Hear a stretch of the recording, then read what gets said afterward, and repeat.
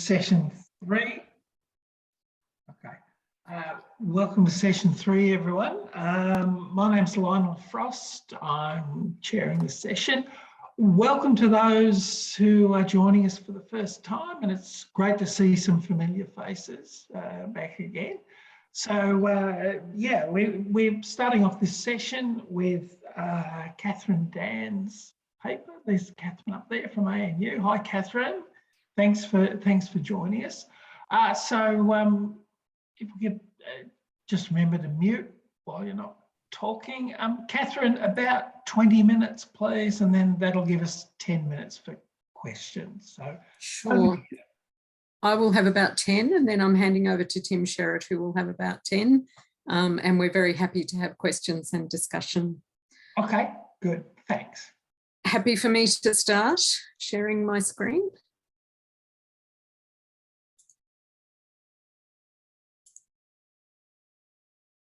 Okay.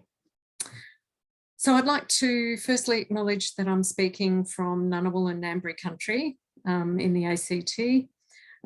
I'm the University Archivist at the Australian National University, and I'm presenting today, as I mentioned, with Associate Professor Tim Sherratt, who's really the lead and the powerhouse on this project. We merely provide the archives. So like many archives, the Noel Butlin Archives Centre at ANU is a major research archives, and like many others, we have programs to digitise records for accessibility and for preservation. So while digitisation brings a fantastic accessibility beyond the walls of the reading room and the repository, which we have very much appreciated in the last few years, it is limited in terms of the context and the experience of the original often. So today what we're going to outline is a project that has been undertaken with funding support from AARNet to enhance accessibility and the research usefulness of a particular set of records using digitisation as the first step to digital access. I'm going to give an introduction about the records and the first steps in the project, and then Tim is going to detail the iterative steps that we've taken since and showcase the currently derived data sets. The aim of the work is to unlock the potential of the archives by moving them from digitised items to a corpus of archival data, to data sets that can be interrogated, but that can be interrogated still linked to the context. So through the project, we wanted to maintain linkage with the digitised images of the original records to situate this set of Sydney Stock Exchange records within the broader archival collections, both at the Noel Butlin Archives Centre and elsewhere. So records like annual reports that we just heard about at the conference and board minutes of listed companies, that give context to the share price listings. So,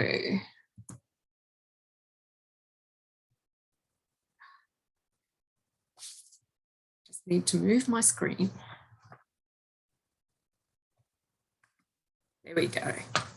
So, probably you know the ANU Archives program, which is made up of the Noel Butlin Archives collection, with strengths in large and small companies, businesses, trade unions, pastoral stations, independent associations and individuals. We're also the home to the university's archives, Pacific Research Archives and the National AIDS and HIV Archives collection. So altogether it amounts to about 20 kilometres of physical records that have been built up over the last 60 years, and the records date from the 1820s to today. The records that we're focusing on today come from the Sydney Stock Exchange, or actually from the Australian Stock Exchange. So in 1987, the Associated Stock Exchanges amalgamated to become the ASX. And then in 2008, the ASX donated records to the ANU Archives. The vast majority of those records, the vast volume, included the Sydney Stock Exchange stock and share lists from 1901 to 1950. 199 bound volumes, and those volumes contain the official lists that were posted up for the public to see 3 times a day, forenoon, noon and afternoon, at the close of the trading session in the core room at the Sydney Stock Exchange. So the closing prices were entered in by hand, usually on pre-printed sheets, although the records are somewhat standardised, and Tim will talk more about this. The registers vary over time and to some degree in content. And we realised that during the project that this can be a key challenge for the easy extraction of data. But the registers are a rich concentration of information on listed businesses, share prices and trading activity. Covering that 1901 to 1950 period, there are obviously significant economic developments and upheaval in the Australian context, so 2 world wars and a depression. And so this is a rich resource of original information, but the content in the volumes can be time consuming to extract. It requires close reading and analysis across the registers. So the archives knew that these records would contribute to research work, but how easy were they to use? Could digitisation help us? How could we expose them as a research resource? It also is a really important project for us because it's a valuable experiment in conversion of physical hard copy archives to dataset. The content is somewhat structured in these records, so it lends itself to this. But how do we extract it? Beyond simple OCR on print, we haven't, until this point, done much in the use of handwriting recognition tools and all those sorts of things. So we wanted to get out of this project some ideas, some understandings that would enable us to think of other projects. But digitisation itself was a big deal here. We were dealing with 199 volumes. It's a digitisation project of a size that tested our use of technology and processes. Digitisation of archival material is essentially a manual process, and often we're dealing with relatively small quantities of manuscript material or perhaps large numbers of homogeneous items such as photographs. This was a project with 199 heavy, sizable bound registers, and so it was on a relatively large scale for us. The physical digitisation was carried out externally following a competitive process, and then we transported the volumes securely to the digitisation facility. Work was done to articulated standards, and then data was transferred back. This is where AARNet came in, because we did a lot of that movement of data in the cloud, avoiding the use of portable media. And there had to be things like sampling of files for quality control and all those sorts of things along the way. Tim will probably mention this, but during the progress of the project, we actually had to do a small amount of rescanning where we found that there were some issues, either extraneous material that had been bound in together and so on. And the size of data transfer of the digitised images meant that there was experimentation with different ways of doing that, different tools were used.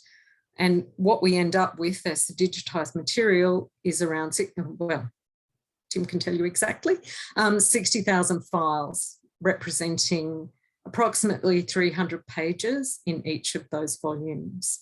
What you're seeing here is where the digitised images are presented in the ANU's Open Research Institutional Repository.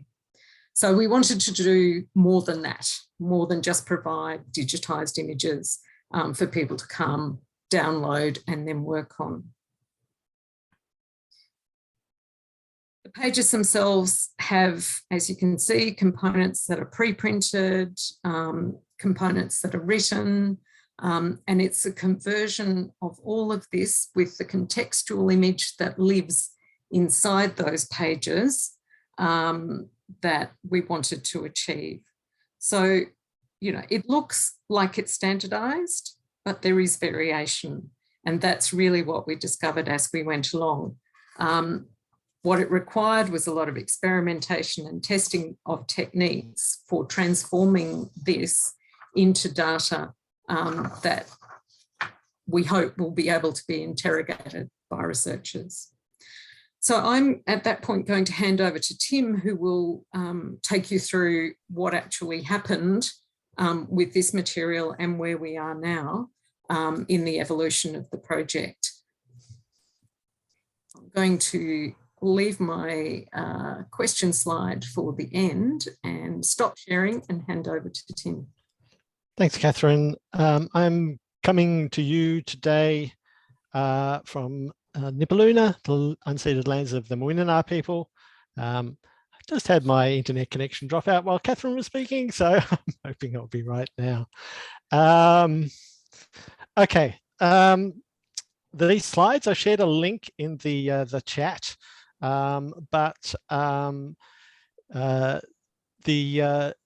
they will stay online. They're online, they'll stay online, so feel free to go back to them and share them. And there are links within the slides to the sorts of things that I'll be talking about today. Okay. Okay, so the aims, as Catherine's already said, I mean, we wanted to create a data set that supports different types of computational analysis, that allows you to sort of slice and dice the data in a number of different ways, to search across it, to aggregate it, to undertake all sorts of different processes using that data. In order to do that, then we need to extract the contents of those pages while preserving the structure, because obviously one of the key things here is the relationship between the dates at which these pages were created, the stocks that were being traded, and the prices relating to those stocks. So we need to extract that data while preserving the relationships between those things. Sounds straightforward, right? But of course, there are lots of challenges here. One of them is just the scale of the project. As Catherine said, 199 volumes, 70,000 100 megabyte images that we've been working with. Another challenge is just the structure of these pages, as you've seen, with the columns and the rows, with the handwritten parts, with the printed parts. And even within that, there's quite a lot of variability. So there's changes in the number of columns per page, for example. There's changes in the size of the pages. There's changes in the handwriting, in the ink that was used, and the paper that was used. So all of these variations over 50 years have added to the challenge in working with this material. So while we can recognize that they are the same sorts of pages, there's a lot of differences. And really what we're working with here are two sets of data. So there's the page metadata. So that's the data about the images themselves, their places in the volumes, the pages, the dates that those pages were recorded, and the sessions that they represented. So that's all data about that material. And then there's the actual content of those pages. So that's the print, the share names, the handwriting, and the grid that brings them all together. So two sets of data. So this project has to compile all of that metadata around the volumes and the images. It needs to extract the text, both print and handwritten, from the pages and put it all back together in some form of sort of nice tabular format that you can actually work with. One of the first things I tried was actually finding the columns on a page using computer vision techniques. After a lot of trial and error, that turned out to be pretty successful. So we could identify where the different columns were on the pages. And I could run that across all of those 70,000 images. And that was quite interesting in itself, because it actually gave us a representation of the digitization process. Because once we had the column widths of all of those pages, we could look at them in bulk, visualize the whole collection, and we could see where the differences were, where things didn't look quite right. So for example, here we could see one of the things we discovered was, first of all, that some pages hadn't been properly digitized. So obviously the column detection failed, and so that was represented in the output. But also we found that in some cases, other material had just been inserted into the volumes, and that had just been digitized along with everything else. It was only when we sort of zoomed out and took this big picture that we were able to see where these sorts of pockets were. And this process of manipulating the data and then sort of zooming out and doing visualizations has been something we've been doing throughout the project, and it's been quite useful when working at this sort of scale, just to get a sense of the whole as we move through the project. I then moved on to looking at the information that's in the header of the pages. That's the dates and the sessions that they were recorded. So there were morning sessions, noon sessions, afternoon sessions when these pages were filled out and pasted up for the public to see. With dates, of course, you have a limited range of options. There's structure around dates. So if we knew the first date of a volume and the last date of a volume, if you knew the number of pages which were created each day, and if you knew the days on which the stock exchange was trading, then theoretically you can predict the date of any particular page within that volume. And so that's where I started from, thinking about that. But of course, so I started sort of trying to match those predictions against the reality by looking at the actual headers. Of course, what you find there are some pages are missing, some pages are out of order. Some days the stock exchange was closed when you didn't expect it to be closed. So I basically had to go through and document all of those exceptions in order to be able to fairly confidently assign dates to individual pages. So part of that process in finding out when the stock exchange was closed, I also ended up generating a nice little data set of New South Wales public holidays from 1901 to 1950. So that's a little offshoot of this project, and it's available in the GLAM workbench. So from that, putting all that together, I was able to generate a data set which associates each individual digitized page with its date and its session. So that's the sort of first part of it. That's assembling the metadata, as I said earlier. So that gave us control over the whole collection in terms of understanding when it was created. And again, we could do some sort of large scale visualization of that. There's an example which is sort of like a calendar view and enables you to see quite easily where there are some gaps in the collection and where pages are missing or the stock exchange was closed. So then we had to move on to, I suppose, the meat of it really, in terms of trying to extract the content from the pages. We tried a number of different technologies, one called Transcribus, another one called Tesseract, an OCR engine. We ended up using this thing called Textract, which is an Amazon service, online service. One of the advantages of Textract is that it does do the print and the handwritten content at once. So you just feed it an image and it gives you it all back. The print recognition is, pretty good. The handwriting recognition, not so good, obviously. So there's still a lot of work that needs to be done on top of the work of Textract to improve and correct the data. But we could feed all of those 70,000 images to Textract, got back data that looks like this, which identifies the words and the lines within the content, gives you the positional information, tells you whether it's handwritten or printed.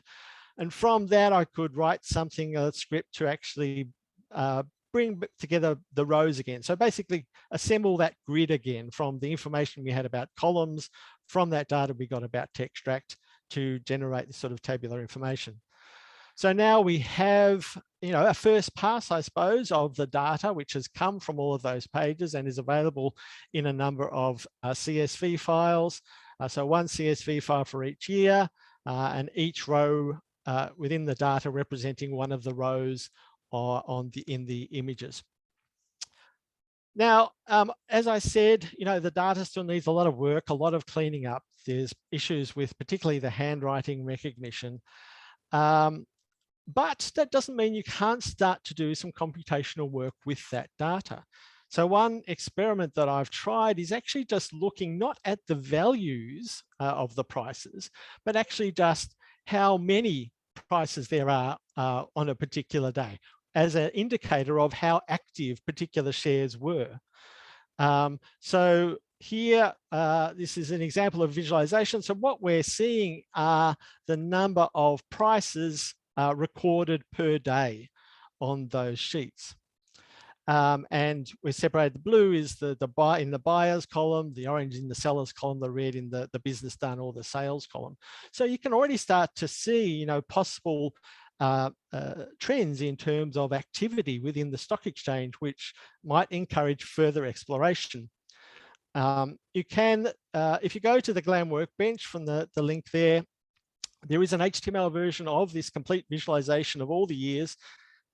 And if you mouse over, you can see more details. And if you click on any of those 1 points, you actually go through to a database, which is still, again, experimental, which has, as you can see, 20 million rows of data in it. So all of that data, which has come from those images, it's fully searchable. So you can do a full text search on the names of the stocks, and you can filter the columns in different sorts of ways. Tim, 2 minutes, please. Yep. Just wrapping up. So you feel free to start to explore that. As I've said, it comes with some caveats. The interface itself, this is a tool called Dataset, which is a great way of sharing structured data online. But I am sort of working at customizing the interface in different ways. As I've said, there are problems still with the data. So basically everything's going to change, So feel free to explore and start to ask some questions of it, but recognize that things will change. Things that I'm working on at the moment. So one of the things I'm working on at the moment is actually building in a way where I suppose trusted users can start to correct some of the content that's come from Textract. So particularly the handwritten prices. And of course, as well as that sort of user-based correction, we will be continuing to work at the back end to provide computational ways of cleaning up the data as well. So through those two mechanisms, hope to, over time, improve the quality of the data. So if you'd like to find out more, the GLAM workbench has a section for the ANU archives, which has those visualizations in it and more information, links to the data sets, link to that online database. So that's all in there if you'd like to explore further. Thanks. Thanks, Tim, and thanks, Catherine. Who would like to start us off with questions, please?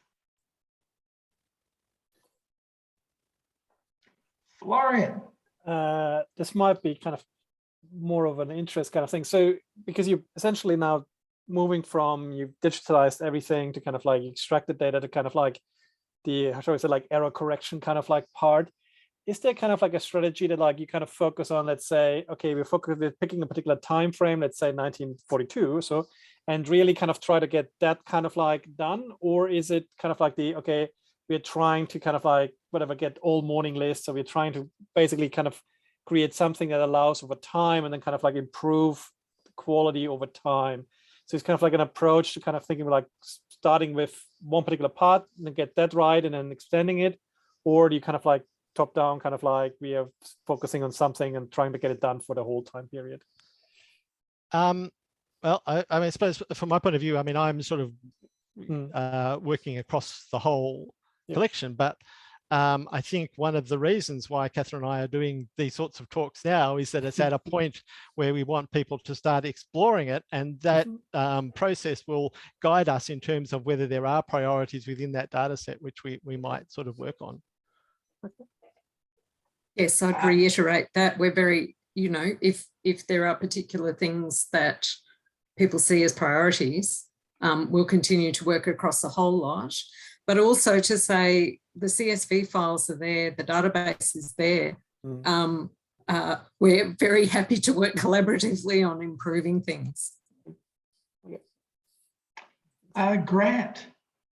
Thanks, Lionel. First of all, thank you thank you so much for attempting this project, and you're going to produce a phenomenal asset for academic research in Australian business history. So I really, really applaud you to undertaking this project, and the work you've done today is truly amazing. Having spent thousands of hours looking at those pages, I'm sort of interested in a couple of, I've got 100 questions, but there's a couple of really interesting points you made, Tim, and you, Catherine.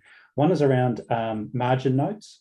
So very often what happened is that the subscribers would add on new companies down at the bottom of the bottom right-hand corner of the page for new companies. And then over time, they'd be institutionalized into the standard list of companies. So how is that handled, number one? And number two, new issues, which is when a company issued new shares, and very often they'd write the new issue amount above the company or below the company, and even just use up other space when a company's got a lot of trading. So I know they're very detailed questions, but just wondering how some of that more idiosyncratic recording of information has been handled to date. Thanks. I mean, it's great to talk to somebody who has that knowledge of the records, and I'm sure Catherine and I would love to chat with you some more. Yeah, look, at the moment, so the TextRack process will identify those bits that are written in.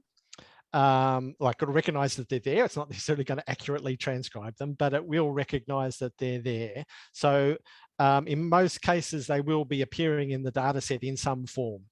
Obviously, there are areas which will need to be focused on in terms of cleaning them up to get them properly structured and accurate, because there are going to be the sort of, I suppose, the weakest areas in terms of the automated recognition. One thing TextRack does, which I mentioned, is it does indicate where there is, where it thinks there is handwritten material. So even in the sort of printed labels column, and I don't know whether you saw it in the data set, I have a little column there which says annotated. And so that is trying to identify where I think the labels or the stocks have handwritten content. So that does give us one way of sort of honing in on those areas which we can then try and focus on. But yeah, I mean, obviously that's another challenge which I should have mentioned, is that you did get all that stuff added in as well. Could I ask something, Lionel? You certainly can, Neil. Look, I was wondering how you're getting on with pounds, shillings and pence. I noticed some of the prices quoted were something like, 3 3/8 or 3 shillings and pence. We all know there was 12 pence in 1 shilling and 20 shillings. Well, those with grey hair do anyway. 20 shillings in £1, but that doesn't sort of lend itself to a lot of, computers that rely on decimal points. Well, it's not really an issue at this point, because we're just transcribing the values that are there. So I suppose at some point, I mean, it does, knowing how obviously the currency works gives us a way of checking some of those results that we're getting back from the transcription process, because obviously there are going to be if certain amounts just don't make any sense whatsoever in terms of pounds, shillings and pence, then we know that there's probably a problem there and we should go in and look at it. So that's one thing on my list, is to do some automated checking of some of those values to try and identify where there might be issues. Down the track, once we're sort of aware of those, have cleaned up some of those values a bit more, then we can look at processing those values in a form which may support different types of computation. So I suppose that would be a further step down the track. Thank you. Time for one quick one? No, all good. Well, Tim and Catherine, thank you so much. It's great to see the work that's going on, and Grant is really excited, I can tell, just on Zoom. So yeah, thank you both for your work, and thank you both for your presentation. Thanks for the opportunity. No, thanks. You're welcome. Okay. And yeah, just get back to us if you've got any feedback, please. Excellent, thanks. Okay, it's my great pleasure to welcome Andre Brett. So Andre, the floor is yours, my friend. Cool, kia ora koutou. It's great to talk to everyone today. I'm coming to you from Nungaland in Perth, but most of this work that I'll be talking about today, and I should get the share screen going, I did on Darrell land back in Wollongong. I am 5 days into my quarantine here in WA, which has forced me to perhaps adapt what I would have liked to have done, normally. By way of explanation and possibly apology, normally I like to write out my whole talk so that it's timed and that I can squeeze in as much as I can. But sitting here 16 floors above Perth, I have a magnificent view, which makes doing quarantine a lot easier than it might otherwise be. But it does mean that I can't share the screen and also see a script at the same time. So I'm going to talk extemporaneously and we will see how we go. To save Lionel some trouble, I'm stopwatching myself. So hopefully I won't ramble too much. But what I wanted to talk about was the amazing wealth of data that shows up in government railway annual reports and other files.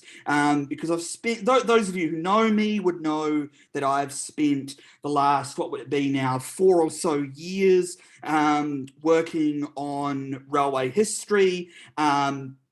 I've just published a book on New Zealand passenger rail. I'm writing one on the environmental history of railways in colonial Australasia.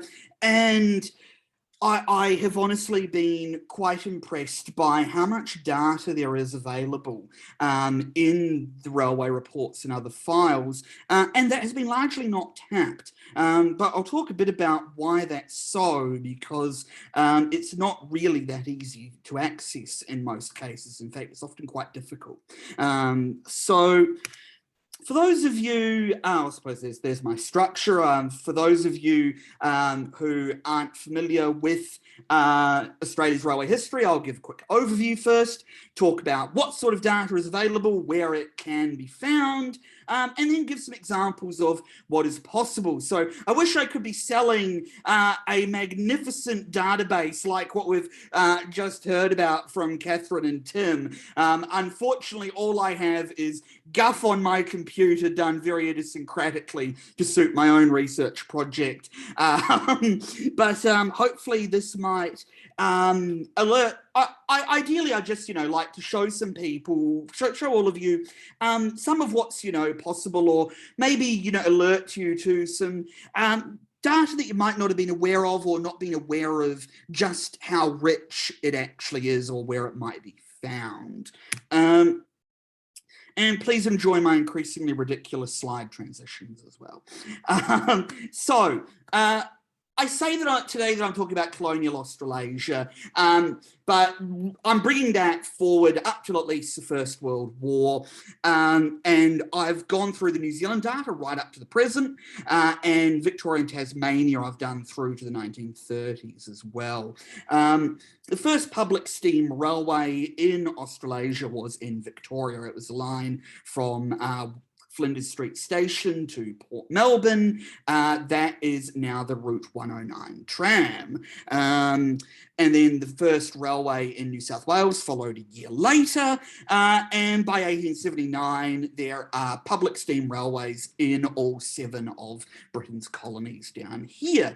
And by the 1880s, they have become the dominant form of land transport, at least along, the main trunk routes, and fanning out throughout rural areas to mining areas, pushing beyond what Warwick Frost dubs the wet frontier into forests. And yeah, by federation, the railways are quite extensive throughout all of Australia, and of course New Zealand as well, with Auckland and Wellington linked in 1908, with the great engineering feat through Central North Island, that is the North Island Main Trunk Railway.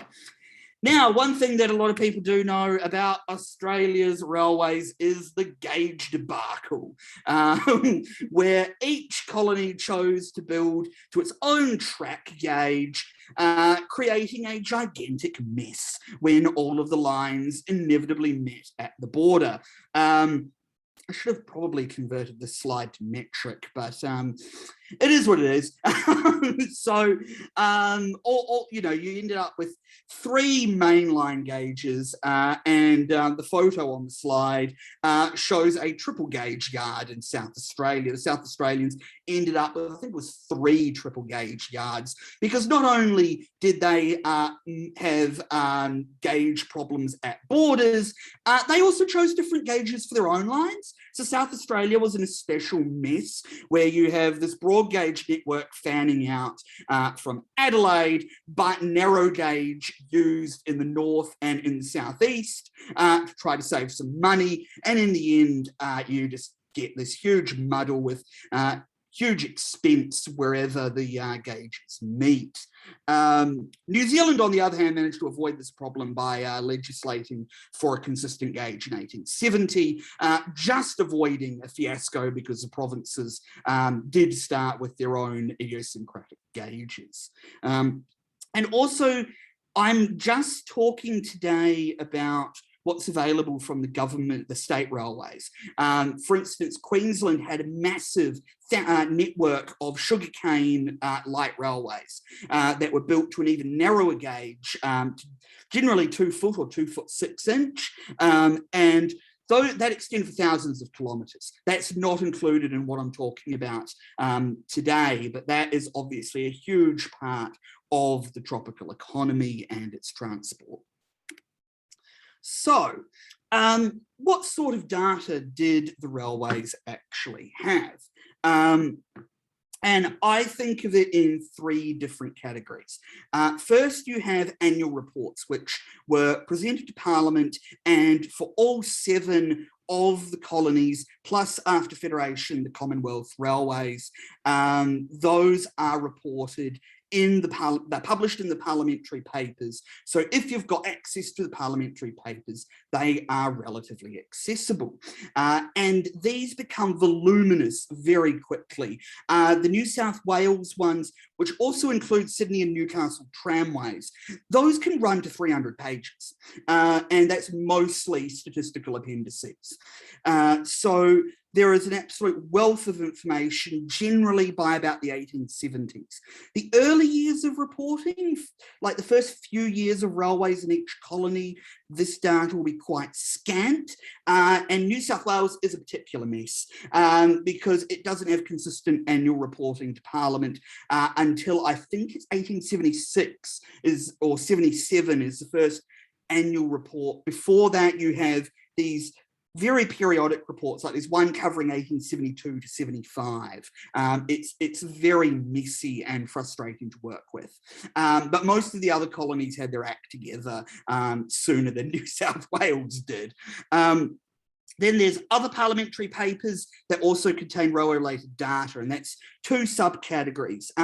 One is responses to specific queries. So there'll be one-off papers tabled in Parliament that might have data, for instance, on the specific amount of coal that is being carried from a certain region, or the specific amount of timber required to construct carriages over a 5-year period. And then you have the other annual reports that are presented to Parliament. So one example that I've used in my research are the annual reports of Victoria's Forest Branch, later the Forest Department, which in terms of timber required for the Victorian railways, you get a better picture, funnily enough, from the Forest Branch report rather than from the Victorian Railways report. So it's very worthwhile to try to compare where possible. And New Zealand presents an interesting case here, and in that its railways were always constructed by the Public Works Department and then transferred to the control of the New Zealand Railways. So if you want any data on what's used in construction, you need to go to the PWD reports rather than the NZR ones. And, you know, each state or colony has its own idiosyncrasies in this regards. And then there's the unpublished data in archival holdings. Each of the government railways produce absolutely voluminous material that takes up meters upon meters of relevant state archives.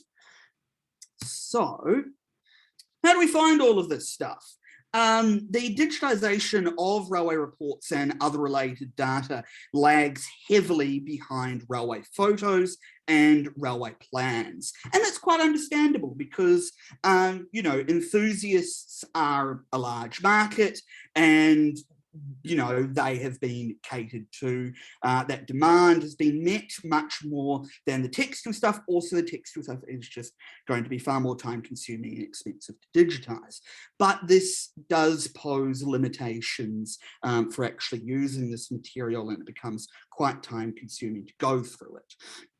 New Zealand happily is digitised on papers past all years up to and including 1950.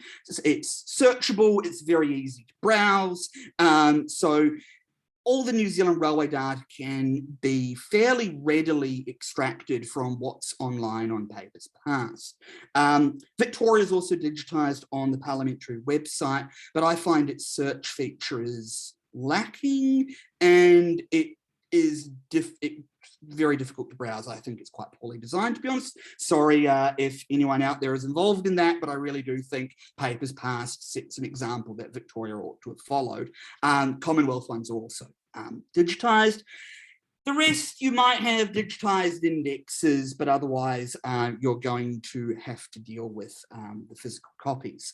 As for the unpublished archival data, as you probably know, each archive has, you know, its own systems, its own idiosyncrasies. South Australian Railways, for instance, the Chief Mechanical Engineer's reports contain unbelievable volumes of data that gives all sorts of insights. I, for instance, found reports on water usage for the railways and the level of the railway dams, which gives you just all sorts of broad insights into, you know, water usage, drought, far beyond just the railways. The only problem was, I stumbled across that by sheer accident, because before 1917, there is no finding aid whatsoever for the Chief Mechanical Engineer's files, and there are hundreds of boxes. I was ordering them up at random and seeing what I found. So it's probably going to be some time before this situation is improved. As for the annual reports, New Zealand happily classified its reports with the same number every year. You can find them very easily. You look for D2, that's the New Zealand Railways report, boom, done. South Australia, it's number 47 every year. Boom, done. All of the other colonies / states chose chaos. The number of the report changes every year. If it's you don't necessarily know which session, you've got to resort to the indexes. I better hurry up because time is running out.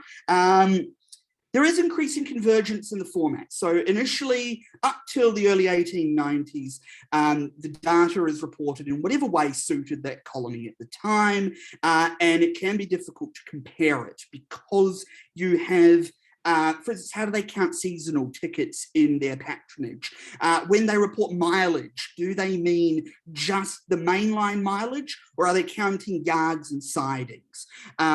And from 1897, the general managers and commissioners of the Australasian Railways met in semi-regular conferences, and they try to standardise these reports. They don't succeed in full, at least not before World War I, but they do implement some recommendations. So it improves comparability of the data. You'll see from 1901 in the years after that in the data, there are some significant changes, which as a negative does create some discontinuities in the data, but it improves the comparability. And Victoria, in reporting its annual tonnages, was a bit of a laggard until this happened. So from 1901, you finally start to get much better data for Victoria as a result of these intercolonial conferences. Now, is the data that you find in there just for railway nerds who like counting nuts and bolts on viaducts? Well, if I can invoke the spectre of a notorious New Zealand politician, no. So, to use a few examples from my own research, one is with regard to the size of Victoria's forest industry. If you just consult the Victorian yearbooks or the forest branch data, you get reports of the superficial feet of timber that are cut in forest sawmills, but you don't get a full impression of the size of the forest industry as a whole until you actually go back to the railway reports, because it emerges that the Victorian Railways was a significant customer in its own right. The figures of sawn timber from the mills do not give any insight into the timber required for sleepers placed under the track for stability, because the Victorian Railways required that those be hewn rather than sawn, because that means they're cut with the grain and they're stronger.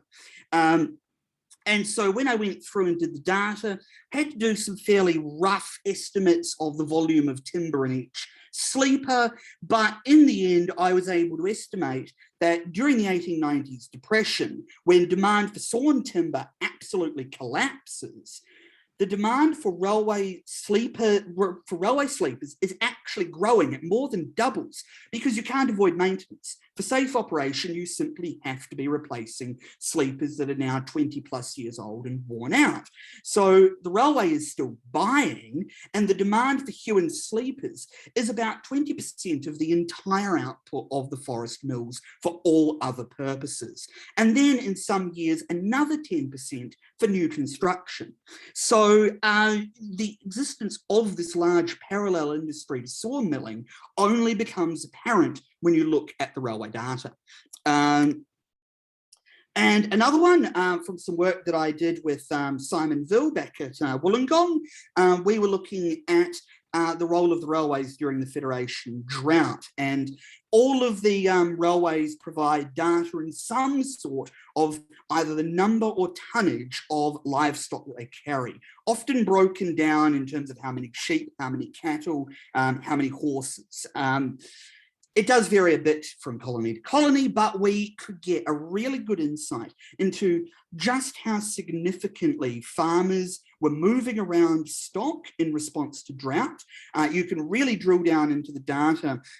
I'll talk about this a bit more in a second if I have time, about, no, not really, from station to station, about how much is being loaded in different localities. You can get a really good idea of what is happening on the ground. And it's also an insight into what I sort of think of as an early form of government welfare, because these are state-run railways offering what they called starvation rates to farmers who were in crisis and carrying stock well below cost as a form of rural aid. So I'll quickly move on. I won't dwell on this too much because I'm running out of time, but the railway data for the South Coast Railway to Wollongong is really effectively captures that region's transition from agriculture to mining, because once the railway is put in, huge amounts of coal can be carried. But if you want to know more about that, I won't dwell on that now, running out of time. That's in an article that I published just a few months ago in the Journal of Australian, Canadian and Aotearoa New Zealand Studies. So, as I mentioned, you can get data from individual stations for many states. That there are pages upon pages of information of how much of different individual tonnages were loaded at different stations, at least for some colonies like South Australia. Victoria is notably bad pre-Federation, but you can get all sorts of ideas of, just how much output was coming from different areas. Was a certain industry, at least for South Australia, taking off in a certain area at a certain time as gauged through the railways? If you can do a yearbook comparison, you can get an even better idea of, what modes are being used to carry certain products. various other insights. Land use, I think, is an important one. Queensland's annual reports in particular are really good here in that they show how much land was acquired for railway purposes. And they break it down every year, incredibly detailed, and so gives very good ideas of land use, land being acquired by the state. I mentioned water consumption, gas and electrical lighting is, you know, railways played a significant role in the introduction of those technologies. They also report on accidents and fatalities. This is very detailed in most of the reports, so you can get a good insight to workplace safety and also passenger and traveller safety. And speaking of passenger data, you could use the insights, especially from the station by station breakdowns, to see the rise of commuting, the rise of suburbia throughout the various state colonial capitals, and also holiday travel and regional travel, an idea of where people in aggregate are going. And so I think that's another good use. Let's see, yes, I'm out of time. The Newcastle coal exports is an interesting one in the New South Wales annual reports, but I've wanted to dig into more about whether they're just reporting on exports that were carried by rail or all exports. There's my most spectacular transition, bringing up the various articles that I've published already using data that I've drawn on in this talk, and hopefully there will be many more to come in the fullness of time. Thank you. Hopefully it's given you a good idea of the potential of the railway data. Cheers. Thanks, Andre. Thanks so much. If you could stop sharing your screen, please. Yes, so I'm just Thank trying you. to get that. There we are. Okay, questions, please.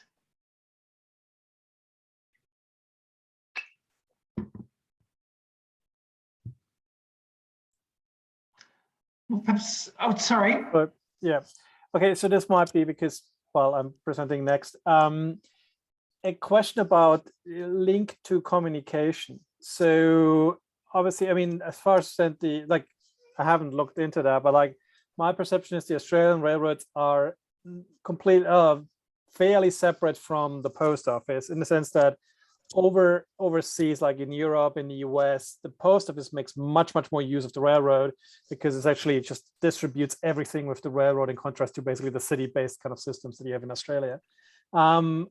With the telegraph, it's like how much do you see in terms of railroad and telegraph, like they're building off, they're kind of engaged, they're interacting, or is it just kind of like we're using it to kind of run our own trains and that's it, and kind of like nothing else is ever kind of like showing up in any way?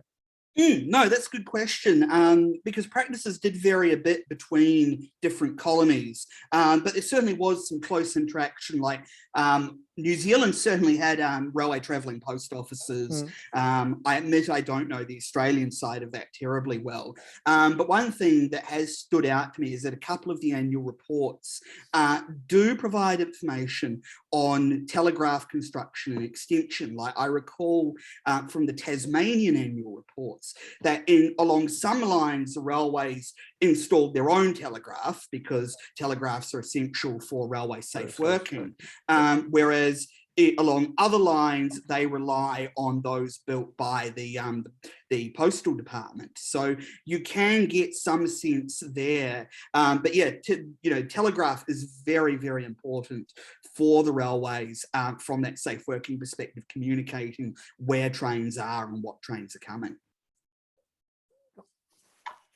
Jim.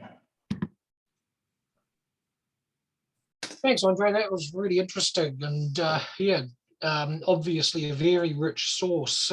More a comment than a question. I noticed much of what you said was about history of technology, environmental dimensions, construction. That's fine.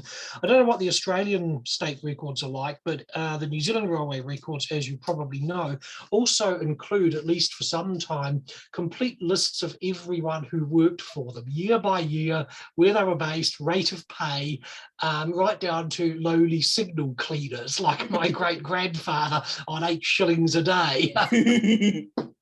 And it seems to me that, again, there's a very rich potential source for history of work, labour history as well, which I've just put out there. But thank you for that presentation. No, thank you. And yeah, that's a really good point. Actually, that's the one aspect of railway data other than photos and plans that is reasonably accessible and has decent levels of digitization, because naturally genealogists are also interested in that information about workers, where they were, where they moved to, because they move around an unbelievable amount. You see some New Zealand railway workers that I've looked at before who move once a year throughout both of the islands. It's quite extraordinary. But yes, I think combining that sort of data with the annual reports information on accidents and fatalities can give really good insights into the history of labour.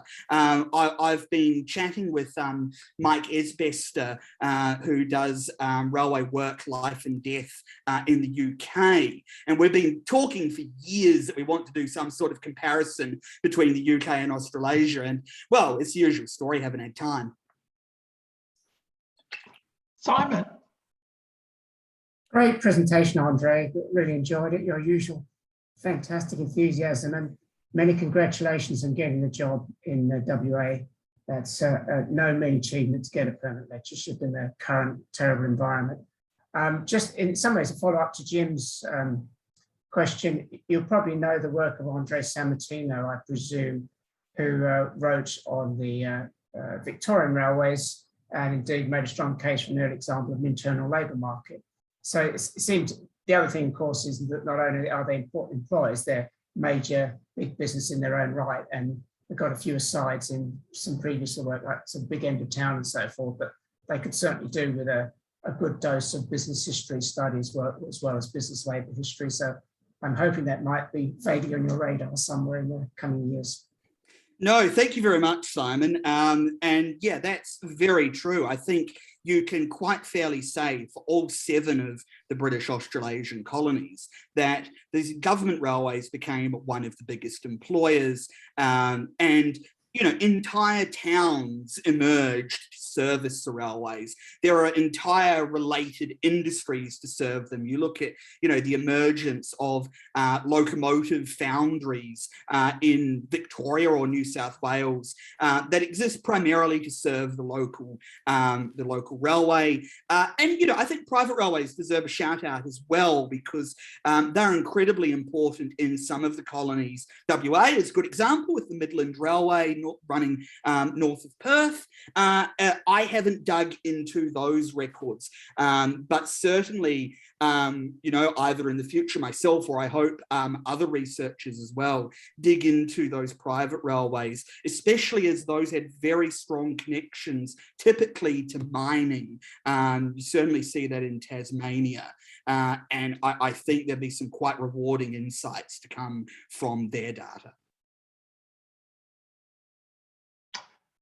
We're nearly out of time, but I noticed that Nancy, Leith and Jessica posted comments that you might care to look at, Andre.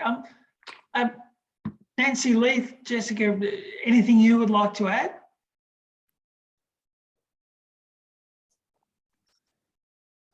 Really just a very interesting kind of stock taking of the data on the railways. I do work on railways in Thailand, and I'm sort of jealous as to what you have available, and that's really, really cool. So just very interested in what you were saying about what you can learn directly as well as kind of indirectly about other industries, and it's giving me ideas as well in terms of future research. Thank you.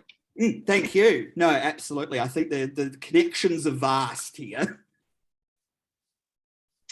Yes, I was thinking the same, that it's just such a great way into so many different topics, and particularly my ears pricked up, of course, when you started talking about Newcastle and coal and so on. Yep.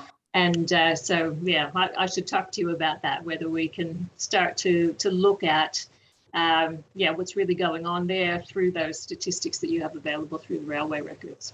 Absolutely. And yeah, like with regards to, that energy and using coal, you see that in all of the colonies that, steam railways are dependent on coal. So the reports emphasize this quite significantly, and you also get insight into coke and shale and timber for the same reasons. Yeah, right.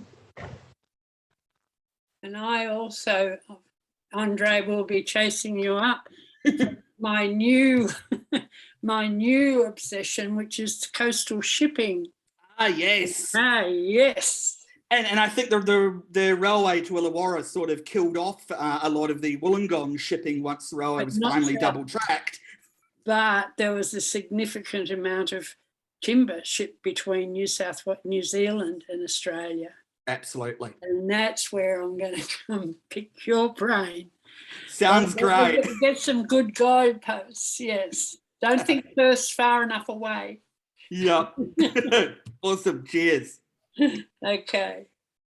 Okay, thanks everyone. Really good discussion. Can we thank Andre, please? Thank you, everyone. Sound of my hand clapping. Okay, our final paper in this session is Florian Plockel. Well known to everyone. So floor is yours, Florian. Yep. So we're going to finish the session with, again, having another set of Australian data that might people kind of like interested in. So what you see is it's actually a British post office advertising in the 1930s. And it kind of like highlights it, like in Australia at the time, you did find post offices everywhere, including in the middle of nowhere of Central Australia.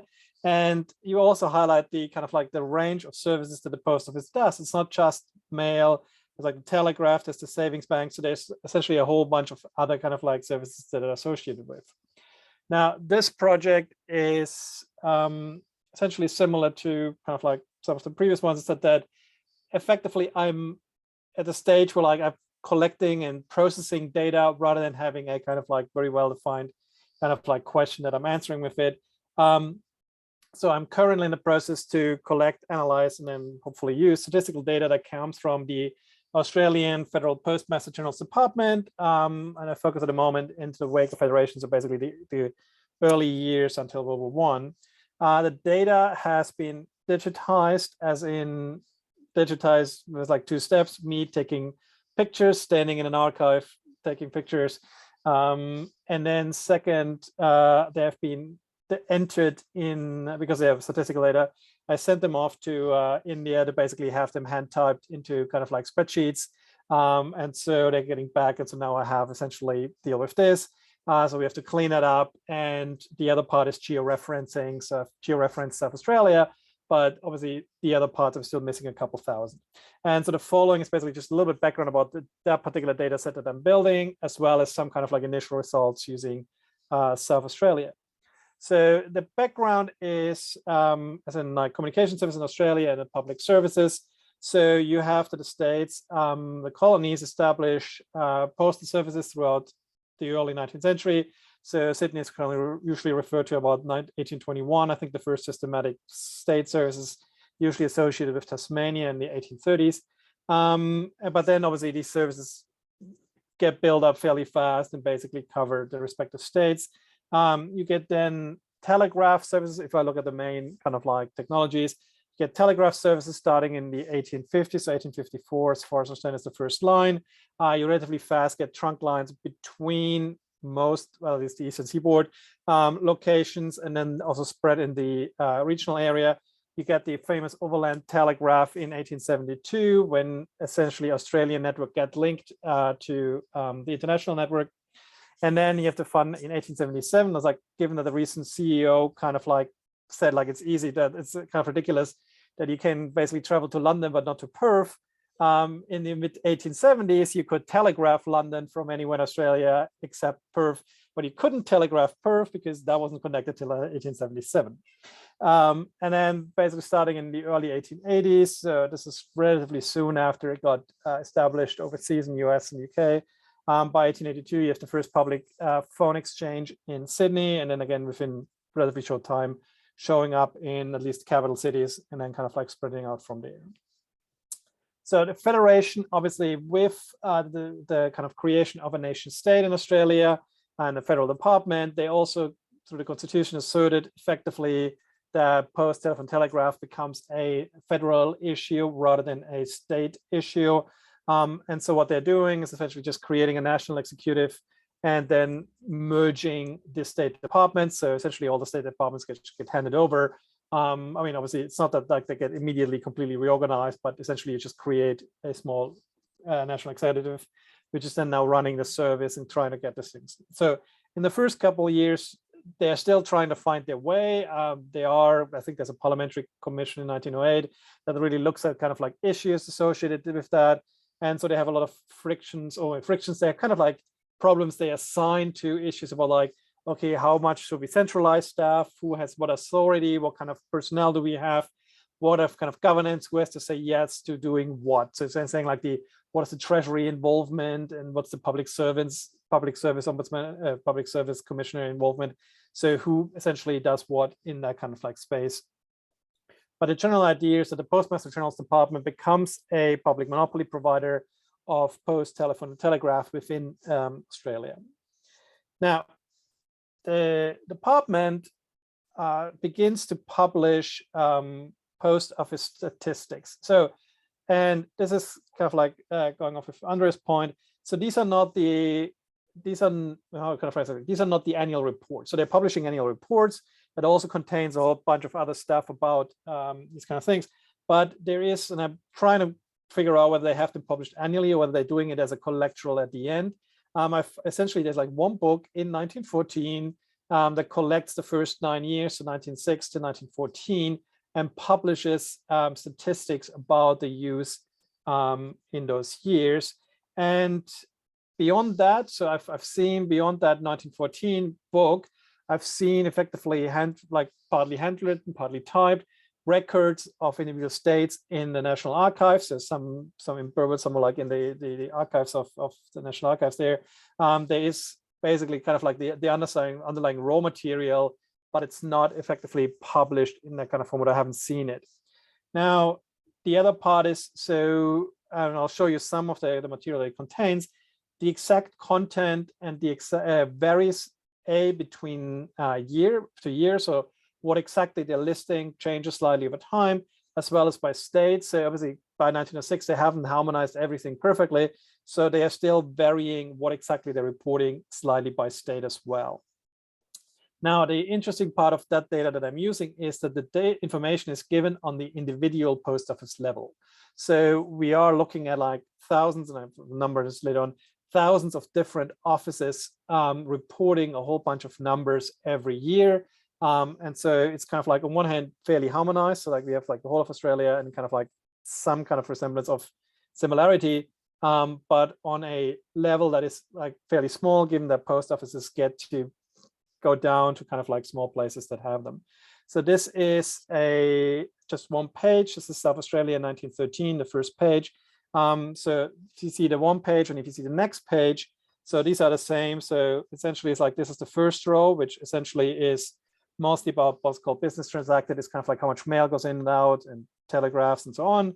And then you get like the second page that then also begins to go into like what's the revenues, what's the amount of people that we have, what's the other kind of like expenditure kind of like parts of the offices. So to give you a little bit more idea about what is in there. So if you talk about like PTT, the Post Telephone Telegraph Communication Services, you have with the Post, it's mostly split into parcels, mail, parcels, newspapers. Sometimes you have registered articles, sometimes you have the difference between parcels and packets. And in most cases, it's received, as in like how many items have been posted in the sense of have been delivered to the post office in that particular location, then delivered. So how many items has that particular post office delivered to people in the neighborhood, as well as revenues. The revenues tend to be total for all the post items normally. So that's kind of like a part there. And then similar with telegraph and telephone, there's usually a measure of volume. So how many telegrams come in, how many telegraphs go out, how many telegrams transit through, as well as the amount of money raised by telegrams in a particular post office. Telephone is mostly revenues as well as trunk line calls. In addition to kind of like these core services, There's a bunch of financial services the post office is run, or the department is running. Money orders, so how much money orders goes in, how much money orders go out. Postal notes, which are essentially, again, similar to money orders, but kind of like ways of transferring money. There's savings, as in the Postmasters General's Department doesn't run, its own bank or its own financial institution, but it is already at the time essentially a mass distribution network for state savings banks and other kind of like savings institutions, so that essentially it's like you can save with the post office, except that like it's not the post office that holds your money, but there's an actual financial institution that does it. And in the last 2 or 3 years of the statistics, the other thing that shows up is the old age pension. So some of the statistics, some of the states record how many pension payments go out through the postal system, and what is the value of the total value of those payments as well. And then in addition, there's again, which probably has a lot of variation, administrative data about employees. So how many employees are working in that particular office. And in some cases that gets more detailed, like once they have like 7 different types of telegraph employees, and sometimes they're just like, well, we have one set of employees, that's it, kind of thing. And then in some years, some states, you get population served, so that the local post, I presume it's a local postmaster, gives you a number saying like we're serving 2 people, we're serving 200 people, we're serving 100,000 people. Data quality. So the data gives the appearance of precision. I have yet to find, I'm on the first stage of getting my head around of like what's really there, but I don't see a lot of missing data in the sense of like where's a post office and there should be data there, but it's not there. So that I don't really see. We see occasionally a couple of post office location data missing where I'm missing, I assume it's like I see something in 1910 and I see something in 1913. So I presume it should be there in 1911 and should be there in 1912, but there's a little bit of that kind of there. And on the other hand, I have yet to figure out how much of that is literally they're just missing something or there's a systematic reason. So one of this could be that, and I have it in the next slide, a slide later on in terms of numbers, that there's a certain type that they might, so that's called allowance offices, or like very small post offices might not be systematically counted in a particular year. And so therefore it's like the numbers just drop because that year doesn't really record for that type of office. The other part is all the financial data is rounded to pounds. So if you had Neil's points about shillings and pence, this is just reported in pounds. Obviously that kind of like is a little, especially if you have like small offices, probably quite a little bit of a rounding going on. Now, the other part, and this is where I'm getting interesting. So with finance numbers, I believe that they are actually counted. With volume numbers, especially of mail items, I'm trying to figure out is like whether I believe that they are counted or whether they're sampled. So I have numbers for Germany, like a little bit earlier, like 1870s, where the Germans do something similar for the whole imperial postal service, but they explicitly sample. So they're saying it's like we're taking 4 weeks a year. In those weeks, we're counting everything, and then just we multiply by 13. With the Australian data, I haven't figured out whether that's a similar kind of thing or whether they really count. And so is it like I'm tempted at the moment to say like it looks much more as if they're counting rather than as if they're sampling. Now, the contrast is even stronger with the US. The US doesn't even get to sample because the US really just weighs the mail at some point. So they literally just like take all the bags, we weigh how heavy the bag is, and that's then kind of like our estimate of like how much mail actually goes through the system. Now, the other probably kind of like somewhat unique thing about Australian postal service is the absolute dominant role of the general post offices. So these are the state general post offices. To highlight that in Australia, so in 1913, so this is again 2 years, more than a decade after Federation still, the GPO posts more letters than all other, or the more letters posted in the GPO or accounted for in the GPO. And I think this might be collecting mailboxes to some degree, than the rest of South Australia combined. So in this year, you had like 22 million items going through the GPO and 80 million items going through supposedly any other post office in the state. Similar with parcels, it's about the same. Telegrams get already slightly different there. You have substantially more in the rest than in South Australia. Which also means that like for some of the statistics that I show you later on, I dropped the GPO because it just blows out in comparison to everything else. This is kind of like national numbers. So in 1906, we're looking at close to 6,000 offices. by 1914, we're having close to 9,000 offices. And some of that gap between 12 to 13 is that there is a small, I think, allowance category, for example, in NSW. There are about 500 of those that are listed in 1913, but not listed in 1912. Okay, so this is just a first kind of like quick statistical look. This is an estimate. This is a plotting of population served in, sorry, this is South Australia. So they have about 700 something post offices. For each of those, they give an estimate of how much population is served. And I dropped GPO and I dropped the Port Adelaide, which gives a number of 100,000, which I believe is, again, a commercial thing rather than kind of a local thing. And for the rest, it's essentially like it gives an estimate of how much you have. And then rank is effectively like, are you the one with the biggest area, or are you rank 500? So you have a small area. And so what you can kind of see is like the population looks very straight line until about 240, which kind of follows the Zipf's law of population. So if you look at the population distribution of a lot of countries, you get exactly that kind of line that I kind of pulled in, the red line, the -1. And then by about 240 locations, so this is about similar to about 240 locations, about population of about 250 people. And again, this is similar to what we expect about population settlements. The curve goes down, so essentially places get smaller than they are would be. But what it kind of shows is like that we're capturing effectively the complete set of the distribution.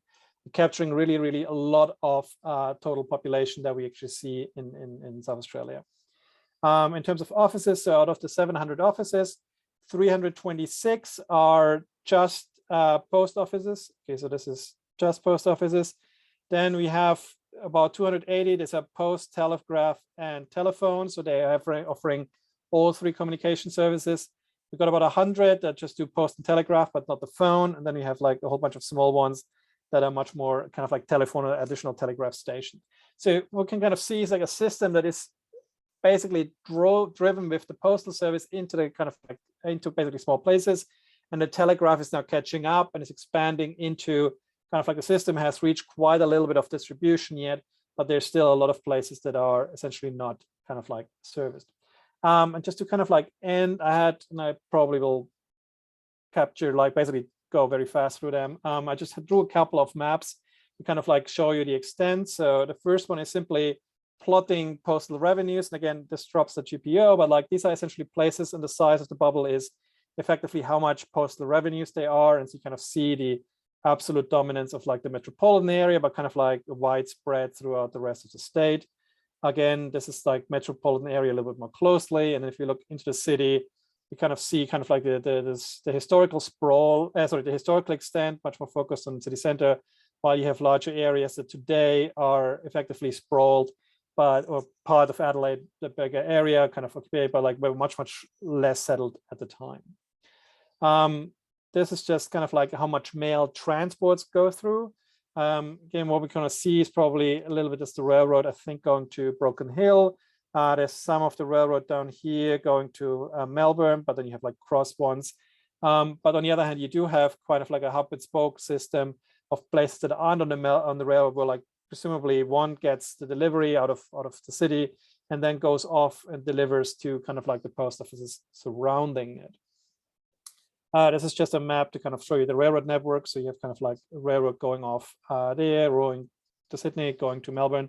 Oh yeah, and then there is the overland, so the railroad going to, I'm not sure how far they are at this point, I think Onondatta, which essentially is like kind of like following towards the overland telegraph line, going towards Alice Springs and then later Darwin.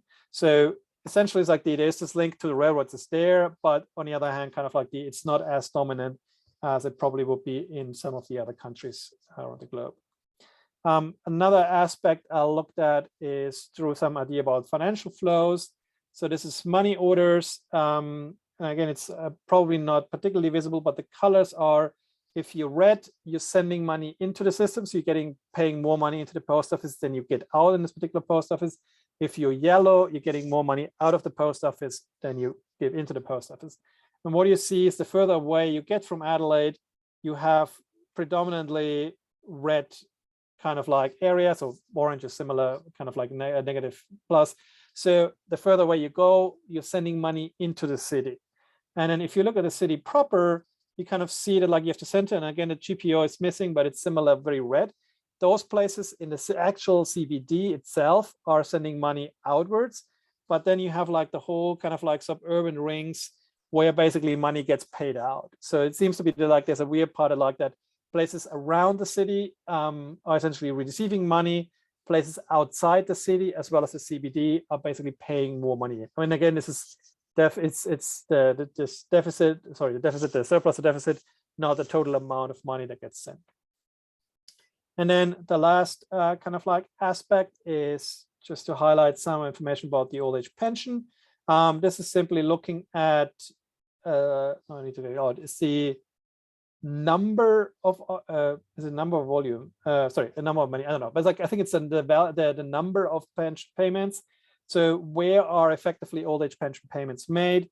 And so you kind of see, again, pretty much kind of like a lot of it is circulated here, but pension payments do get sent out quite along the lines to a lot of kind of like rural areas and to kind of like put out. So essentially the postal network is the distribution network for a lot of public services, and essentially something like the pension service, the pension part, so the let's say the part of the population that isn't really kind of like commercial, how to say this, like the large scale commercial, like the kind of like small parts, the kind of like the small remittances, kind of like private consumption. A lot of that runs through these kind of systems with the money orders, the postal notes issues, the savings banks, and the pension payments. And so that kind of interaction is not just kind of like that communication that the postal service provides communication, it also provides a lot of like financial structures, financial systems that people can use to transact throughout the kind of like state. So that's from me. Obviously happy to take any kind of like questions if there are any kind of questions. Thanks. Thanks very much, Florian. Okay, who would like to start?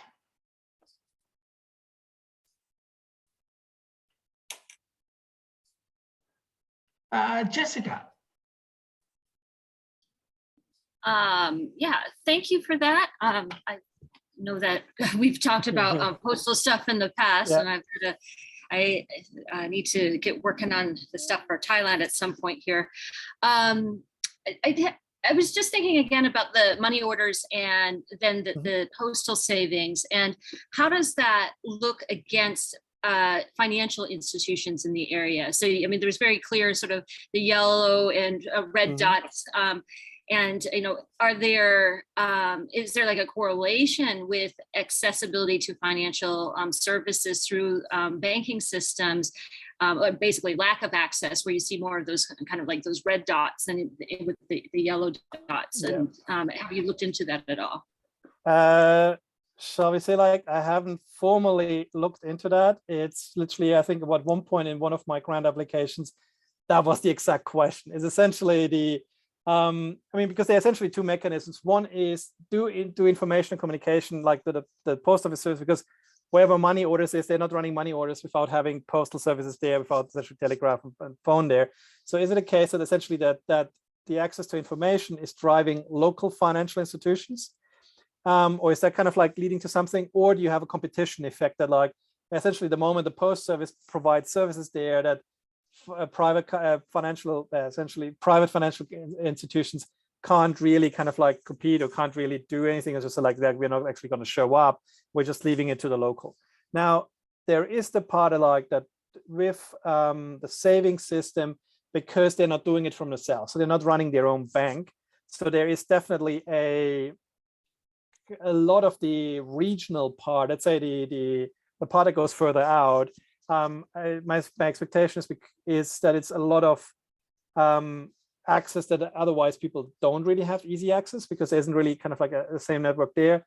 On the other hand, the moment you go into the kind of larger areas, so obviously I expect that the pattern might look similar in the other states. And so because you have this big dominating capital cities, there it's much more competition. In the sense that like, yes, there's all the local banks there and they're doing their stuff. And so the post office is just another competition service rather than kind of like a thing part. So I think there's like this dual role that in the bush, it's really kind of like the only service that's in town, while if you're in the city, it's one among many kind of like parts. But the dynamics of how it runs, that's something for me to look at in the future, and I'll definitely happy to kind of like look into that.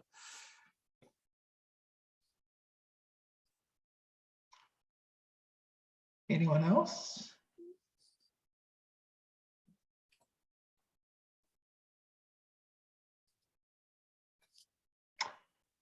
No? Okay. All right. I think we've had a long session unless anyone wants to jump in. All right. Just want to say that I found it really interesting. Thank you. Yep. Yeah. Thanks. Jim, do you want to speak to your comment or? No, I mean, it's one of those things where, like, yeah, the moment you have, so the comment is like colonial socialism, generated data. Yes, the moment you have governments involved, it normally involves like somebody publishes the data, because it's one kind of thing. It's like we're not just keeping it somewhere in back. We have to actually admit to how much we're doing, and so that leads to kind of like a lot more accessible data. And I think you would have with comparable private kind of like companies in terms of like keeping it around and putting it out there. But it's also, if I can just make a slightly more serious comment about a certain view of the state and of the role of the state. I was thinking as you were talking, Florian, I've had a hell of a job trying to get decent export data by commodity in New Zealand for the last 10 years. You would think that the state would generate such, but it's extraordinarily hard to find it. Whereas, yeah, for much of the 20th century, you just go to the yearbook and there you are, mutton, butter, whatever you want. No, I mean, this might be the interesting part with like, probably this might be also with the fundraise kind of like data. It's like the it's not particularly clear. It's like because I think a lot of these enterprises like railroads and post office, it's always a tension between, do we treat this as a public service, as kind of like just another agency, or do we treat it as a company? Like, do we actually let them run like a company? It just happens to be state owned, but it's essentially a company.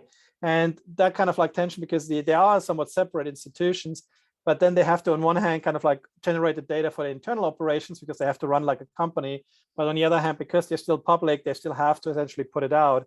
And then you get in this kind of like the state essentially creates a lot of information coming out of that data that otherwise probably wouldn't exist. And yeah, I probably, like, if you can find them, I guess I can actually find additional data in there. In other kind of reports that might go to similar points of like how much goes to overseas, how much newspapers, a lot of other industries that kind of like get affected by that. Yep.